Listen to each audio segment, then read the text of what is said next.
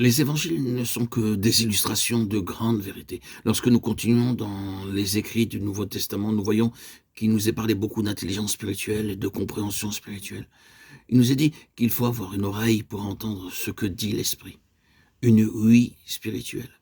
Nous avons ces mots répétés 7 fois au commencement du livre de l'Apocalypse, que celui qui a une oreille entende ce que l'Esprit dit. Apocalypse 2:7. Ce n'est naturellement pas de notre oreille extérieure qu'il est parlé, mais de l'ouïe spirituelle. Les brebis du Seigneur ont une oreille intérieure qui leur est donnée.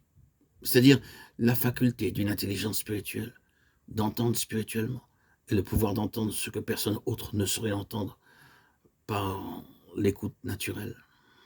C'est de cela que parlait le Seigneur. Mes brebis savent lorsque je leur parle. Elles ont une oreille ouverte, une oreille spirituelle pour moi. Et elles écoutent toujours ma voix. Elles entendent ma voix. Chaque enfant de Dieu, réellement né de nouveau, reçoit cette faculté, cette ouïe spirituelle, cette écoute spirituelle.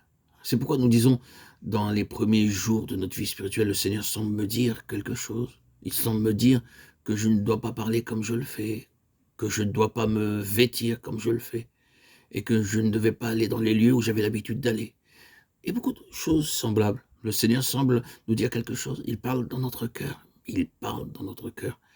Et avec notre oreille spirituelle, notre ouïe spirituelle, nous l'entendons.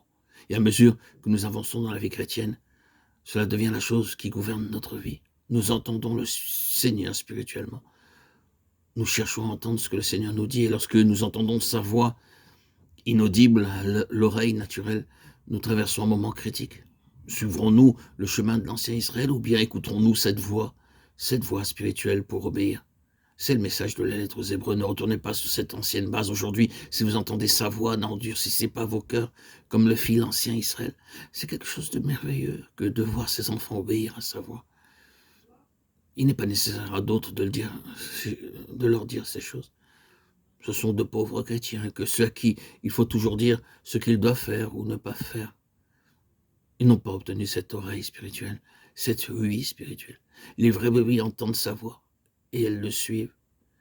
Ce qui paraît inaudible pour certains est audible pour les enfants, pour les brebis de Dieu. Des enfants qui ont été choisis pour Dieu. C'est quelque chose qui vient du cœur. Elles l'ont entendu parler dans leur cœur.